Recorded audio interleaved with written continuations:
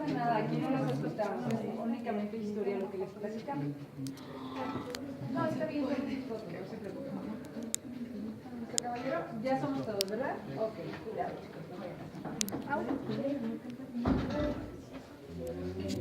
De hecho, voy a pasar por esta rejita, permítanme nada más un momento, cuidado con sus teléfonos, sus cámaras. Continuando con lo que es la exhibición, damitas, caballeros, ¿por qué a este tipo de espacios se les conocen como cámaras de tortura? Sabemos que son aquellos espacios en los cuales se mantenían diferentes instrumentos o máquinas utilizados para castigar. Hacia el costado izquierdo tenemos la representación de un juicio. En el escritorio el inquisidor, él era el juez, la persona que se encargaba de escuchar las confesiones, estudiar los delitos y decidir el tipo de tortura o castigo que les tocaba. La pieza que tenemos a un costado es conocida como el potro. Era muy sencillo, atar de pies y manos, girar una palanca y estirar alrededor de 30 centímetros más a la persona. ¿Qué ocurría con el cuerpo? Que se iban desgarrando músculos y quebrando huesos. Las personas tenían una muerte lenta pero sumamente dolorosa. A pesar de eso, existe una práctica aún más cruel. Se le conoce como tortura psicológica y esta se basaba en colocar en aquellas dos celdas a los familiares. Podía ser la esposa y uno de los hijos o los padres de quienes estaban torturando. Ellos debían observar, escuchar los gritos de dolor mientras morían de hambre y sed. Pero esa es tortura psicológica. La tortura física, también para ellos, era no permitiendo que cerraran sus ojos. ¿Qué utilizaban? Espinas de maguey. Las colocaban en la cuenca y las pasaban por el párpado. La punta quedaba incrustada en la ceja y sus ojos quedaban abiertos a cada instante. Eso obviamente también causaba cierto dolor o sufrimiento. Hacia el costado derecho, jóvenes, tenemos dos piezas. Una de ellas, conocida como la dama o doncella de hierro, es una pieza de origen alemán. Esta, muchachas, fue utilizada para castigar a las mujeres que acusaban de infidelidad o adulterio. Y créanme, no es por cometer el delito. En aquella época, al carecer de derechos, el hombre acusaba, la mujer era castigada. Se le colocaba en el centro, se cerraban las puertas y las estacas quedaban incrustadas, provocando su muerte por desangramiento. Pero la pieza más interesante que les muestro en este lugar es conocida como el garrote vil. La máquina era atar de pies y manos a la persona, girar la palanca que ustedes miran detrás y pensar que mueren de asfixia, cuando realmente lo que los mataba es este pico que se enterraba en la nuca. Esto quebraba las vértebras y mataba a la persona casi instantáneamente. ¿Pero creen ustedes que en eso radica su importancia? No. Realmente esta pieza dejó de funcionar hace 43 años, en 1972. Se preguntarán ustedes, ¿en dónde? Aquí en México, no como tal, pero sí en España, Chile, Argentina y Uruguay, países que sufrieron dictaduras militares. Al considerar que cada una de estas personas eran castigadas por sus ideas diferentes a la fe, no se les permitía ser enterrados en panteones, se decía que ellos deberían seguir sufriendo, para lo cual sus cuerpos se cortaban en pedazos y se pasaban a un caldero, ya que así no tendrían descanso eterno y el espíritu penaría la eternidad. ¿Dónde colocaban los desechos? En este tipo de canastillas y los arrojaban por el orificio a un subterráneo que visitaremos a continuación. Para llegar a este lugar los invito a pasar a la otra sala. Adelante, jóvenes, vamos avanzando con mucho cuidado.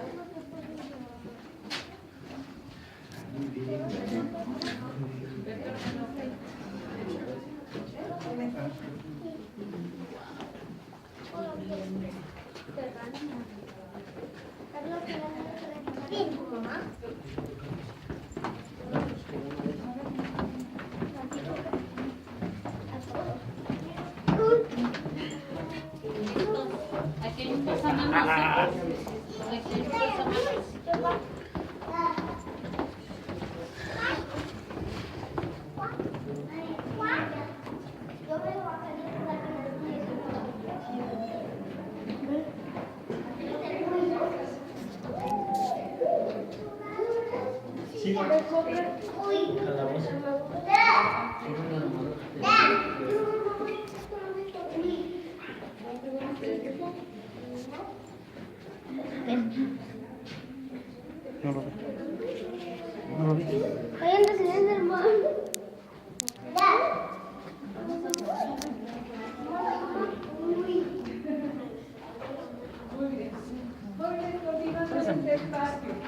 Estos escalones que acabamos de bajar, les platico que no existían. Todo esto parte de una pared de 6 metros de grosor, lo cual precisamente ayudaba y sigue ayudando a soportar el peso de la construcción, pero también a evitar que los gritos se escucharan al exterior. Si no existía esta bajada, ¿por dónde accedían al sótano? Ahorita les voy a mostrar, pero se ve el orificio iluminado en el techo. Este sótano está prácticamente 9 metros bajo la superficie de la hacienda. Era lo propicio para poder practicar la tortura, porque la gente pues no escapaba y sus gritos no se escuchaban. En esta vitrina tenemos una pieza, la cual fue decorada en este tipo de espacios. Recuerden, en un principio era laboratorio minero. Al crear lo que eran las piezas en oro y plata, era muy sencillo hacer pequeñas láminas que eran incrustadas en los petos. ¿Para qué servía? Para las batallas, no, para posar en pinturas. Y la que ven ustedes abajo son 3 mosquetes, armas de chispa utilizadas en la época. Los fuelles eran los que utilizaban para avivar las brasas y la balanza para pesar el metal. Bajando los escalones, jóvenes, vean lo que está en el cristal, la muestra de uno de los cuerpos coloniales. Acérquense, por favor, hacia lo que es la vitrina. No se preocupen, ahorita les enciendo la luz para que no sientan. No es nada malo. No es nada malo, por eso nada más déjenme encenderles la luz para que puedan observar. Ahí está, muchas gracias. Foto. Pónganse. Y miren, chicos, la pieza que está aquí enfrente es una armadura militar. Esta era la que utilizaban realmente los soldados en la guerra. ¿Cuánto alcanza a pesar? Entre 70 y 80 kilogramos. Si ustedes ven, el tamaño no es muy grande, porque la portaban jóvenes de 15 o 16 años en adelante. La carcasa, realmente, como ustedes la ven, ha de pesar entre 20 y 25 kilogramos, pero lo pesado era la malla de acero que va en la parte de abajo, que eran como aros entrelazados. Esas cosas, más de 50 kilos. Si los sumamos, imagínense, muchachos, entre esos 70 y 80 kilos. Pero hay una práctica de tortura que ustedes van a observar aquí al frente, se llama el estacado. En el ataúd colocaban una cama de picos. La persona viva era recostada y su peso los hacía descender. ¿Por qué se les castigaba? Porque sufrían epilepsia, una enfermedad que hacía pensar que las convulsiones eran posesiones diabólicas. Al recostarlos, el peso los hacía descender, para lo cual, jóvenes, ¿qué pasaba? Vamos a esperar poquito. ¿Qué pasaba con la persona? Bueno, que se decía que el espíritu era liberado y que el demonio quedaba atrapado en esas estacas. Imagínense realmente cuántas personas inocentes llegaron a morir solo por sufrir la enfermedad. La rueda o rueda de ahogamiento es una tina que se llenaba de aguas negras, lo que conocemos como agua de drenaje. Al atarlos de manos, cintura y tobillos, se giraba y su cara quedaba entre unos 20 y 30 segundos por debajo. La manera de hacerlos reflexionar. Al girar, ellos debían confesar. Lamentablemente, si no lo hacían, los regresaban hasta morir ahogados. Muchas ocasiones, las personas que sí hablaban quedaban con una enfermedad en su estómago, la cual se convirtió en una peste llamada el cólera. Arrasó a la mitad de la población en México. ¿Qué sucede? Que esta pieza en la actualidad sigue funcionando, solo que ahorita la tina la llenamos de cerveza y nos subimos todos los días. Así que ya están cordialmente invitados. Los cinturones de castidad eran los calzones de acero para proteger la virginidad y fidelidad de las mujeres cuando los hombres se iban a la guerra. No se me hagan ilusiones, muchachos, porque ya no están a la venta. Miren, las pinzas de la pared, las pequeñas, arrancaban uñas, ojos, nariz y lengua. Era como tal causar dolor o sufrimiento. Las pinzas grandes rasgaban piel y carne o arrancaban las partes nobles de los hombres. De esas todavía tenemos en nuestra tienda de recuerdos. A portarse bien. El cinturón con picos que ven ustedes aquí en medio era la mejor manera de trasladar a los prisioneros, ya que si ellos intentaban escapar, era muy sencillo jalar la cadena para que los picos quedaran enterrados. Esta pieza del medio se llama tornillo o torniquete, una capucha colocada en el cráneo y cuando giraban la palanca iba deformando. Créanme, no era necesario aplastarlo, con la fractura era más que suficiente para una muerte lenta y dolorosa. En la parte superior, las máscaras de infamia o vergüenza. ¿Por qué llamadas así? Porque estas eran las que exhibían a la persona. Fíjense, la del burro era para ladrones, jóvenes que tomaban fruta o pan en los mercados para comer o salvar a su familia, digamos, alimentarla. La de la serpiente era para las mujeres que decían infamias o injurias, lo que conocemos ahorita como chismes o mentiras. Y la que tenemos aquí, la que tiene los cuernos, no era para los infieles, era para los borrachos. Se consideraban los delitos más comunes. Las máscaras se calentaban en el fuego y se ponían en el rostro de la persona. quedaban marcados con la forma del animal. Cuando salían a las calles eran señalados y además no era vergüenza para él, sino también para su familia. La pieza que ven ustedes en la última vitrina es una pequeña cuchilla que además de cortar extremidades, en su momento se encargó de decapitar. No de un solo golpe, la dejaban caer varias veces en el cuello hasta hacerse mal.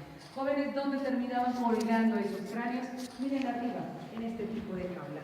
Es una muestra de las 4 que se colgaron en las esquinas de la Alhóndiga con Hidalgo, Aldama, Allende y Jiménez, los famosos héroes de la independencia. Pero solamente 3 de ellos fueron decapitados mediante esta herramienta: Aldama, Allende y Jiménez. Hidalgo no, él era un sacerdote, su proceso fue diferente. Como sacerdote primero necesitaron excomulgarlo. ¿Qué hicieron? Raspar con una espátula la palma de sus manos hasta precisamente, chicos, dejarlos al carne viva. ¿Por qué? Porque se supone que ahí ellos recibían los óleos, que eran aceites sagrados. Posteriormente lo fusilan y después le cortan la cabeza. Una de las mitologías es que nos dicen que él fue castigado por levantarse en armas en contra de los españoles, cuando realmente lo castigaron por ser padre de 12 hijos.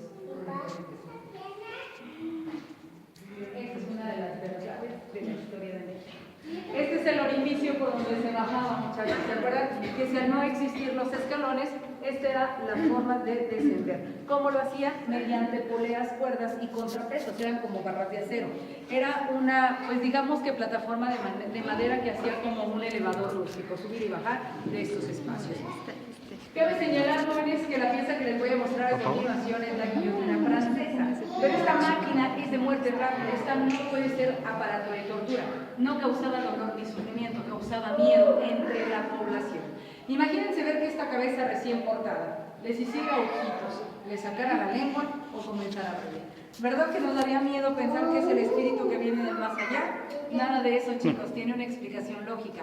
Sabemos que la muerte es tan rápida que el cerebro sigue activo, mandando impulsos nerviosos que permiten precisamente que el rostro tenga movimiento. Es por esto que este seguía teniendo pues prácticamente movimientos involuntarios. En la parte superior, jóvenes, tenemos 2 jaulas. En la primera se colgaba a la persona dejándola morir de hambre o sed. En aquella del frente se colgaban no 1 ni 2, eran de 3 a 5 prisioneros. ¿Pero por qué tanto? Porque eran parte de una familia. ¿Por qué los castigaban? Porque eran los que se rehusaban a cambiar su ideología religiosa. Y no indígenas, muchachos. Eran propios españoles, pero de descendencia judía. Los judíos eran las familias más ricas. Y al morir todos, la iglesia podía quedarse resistente. Por eso los castigaban. Realmente no les hacían nada. La impotencia era la tortura. El verlos morir poco a poco y no poder ayudarlos para poder sobrevivir. Las piezas que están en las vitrinas, jóvenes, aquí atrás tenemos un español y más adelante hay un monje que se encuentra rezando. Como tal, recuerden, son muestras representativas de los cuerpos coloniales. Y el personaje que miran ustedes ahí enfrente es el Marqués de Rayas, el primer duelo. Pongan mucha atención, jóvenes, porque es una pregunta que les hago a la salida. El nombre del marqués: Don José Vicente Manuel de Sardaneta y Legazpi Hernández Ojeda Espejo Llorente Castilla y Muñoz, primer marqués de San Juan de Rayas de la bendita ciudad de Santa Fe de Minas de Guanajuato. Amén. Sí se lo aprendieron, ¿verdad? Sí. Bueno, porque se los voy a preguntar a la salida, chicos. Miren, así quedó un turista que vino el año pasado y no respondió a la pregunta. Sí se lo aprendieron, ¿verdad? ¿Sí, campeón? ¿Sí? ¿No? El de los 10, exactamente. Bueno, vamos a pasar hacia la última vitrina. Y aquí, jóvenes, hay una mujer a la que acusaron de bruja o hechicera. Realmente la pregunta es, ¿eran castigadas por utilizar magia negra o pactos con el diablo? No, fueron satanizadas prácticamente por curar enfermedades mediante plantas y hierbas. Era considerada una práctica en contra de la fe. Además, para la época, si una persona se enfermaba era por haber cometido un pecado. ¿Quieres curar ese pecado? Entonces debes pagar por el perdón del mismo. ¿Cómo? Había 2 maneras: por medio de las penitencias o de las indulgencias. Las penitencias era hacer ayunos, hacer de alguna manera ciertas necesidades para la iglesia. Pero si hacías o pagabas por la indulgencia, era entregar cierta cantidad de dinero. De esta manera ellos rezaban por tu salud para que te curaras. Pero si estas mujeres curaban mediante las plantas y hierbas, pues ya no pagaban. Y entonces se dijo que eran enviadas del demonio tratando de alejarnos de la fe. Y entonces se dio la cacería de brujas. Jóvenes, pregunta, ¿qué les hacían para castigarlas? ¿Qué? A las brujas, ¿qué les hacían para castigar a las brujas? Las Las quemaban en la hoguera.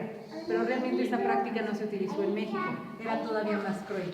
Las enterraban vivas, les amarraban sus manos con un rosario, porque supuestamente las ataban de esa manera, y las acostaban boca abajo, porque se decía que si intentaban escapar, entonces se irían más para abajo. Creencias de la época. Imagínense cuántas personas inocentes llegaron a morir durante el periodo de la Inquisición. ¿Cuánto tiempo creen ustedes que haya durado la práctica de las torturas en México? ¿Pero cuánto es mucho? Más de 30, fueron 300 años lo que duró la Inquisición en México. De 1520, exactamente, falta un cero. De 1521 que llega la conquista o se da la conquista de los españoles hasta 1821 que se firma la independencia de México. Porque una cosa es el inicio es en 1810, pero la firma de independencia es hasta el 27 de septiembre de 1820. Esta es una niña con un rubí, princesa. ¿Ya lo viste? ¿Sí? Traten de tocarlo. No hay nada. Estos son hologramas, son cuadros en tercera dimensión. Y tenemos también dos fósiles. Uno de ellos es el tío de Diego, el tigre dientes de sable de la era del hielo. Diego no, porque todavía se le da el Miren, este es el tío de Diego. El tigre dientes de sable. Es feroz, mira, el colmillo que tiene. ¿No se acuerdan de la primera película de la era del hielo que se quería comer al bodoque con patas? ¿No se acuerdan? ¿No se acuerdan de la película de la era del hielo? Cuando el niño dientes de sable se quería comer al bebé, que lo había bautizado como el bodoque con patas. Y miren, se ve la niña. Y vino la lluvia, se la llevó.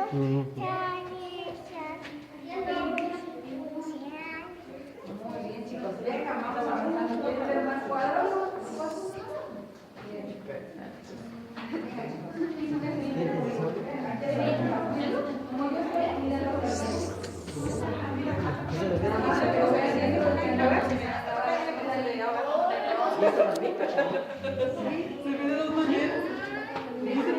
Donde debe de salir la balancera en campeón.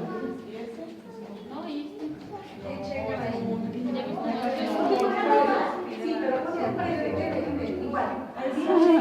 Ahí es este círculo grande. ¿Qué viene dentro del círculo grande?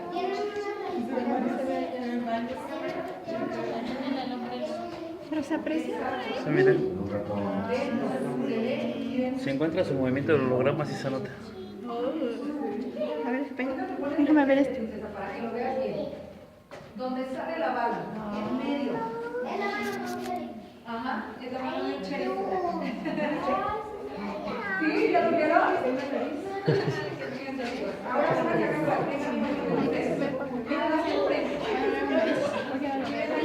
No alcanzo a verlo, mira.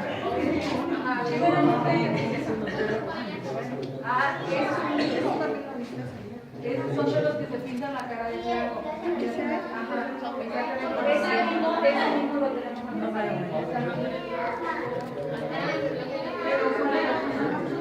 también, como por ejemplo, se ve un mito de la muchacha que está fumando. Pero miren,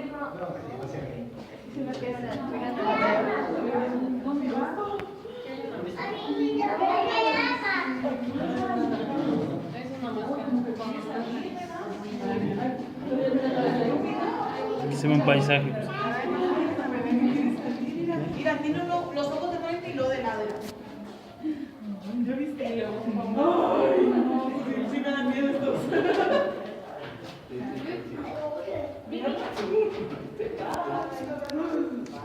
¿Ya viste esta?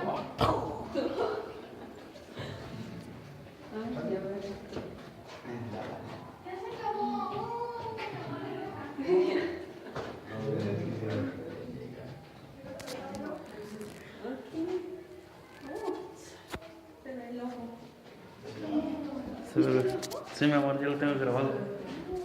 Esta está bien.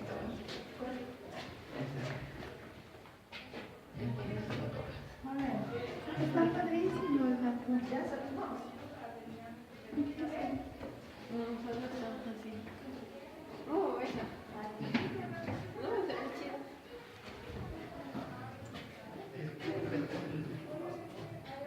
Si le toma buen ángulo, sí salen, ¿eh?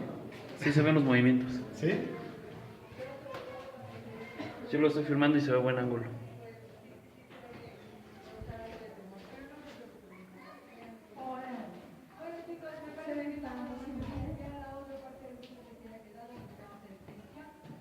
Pero como video. Ah, sí.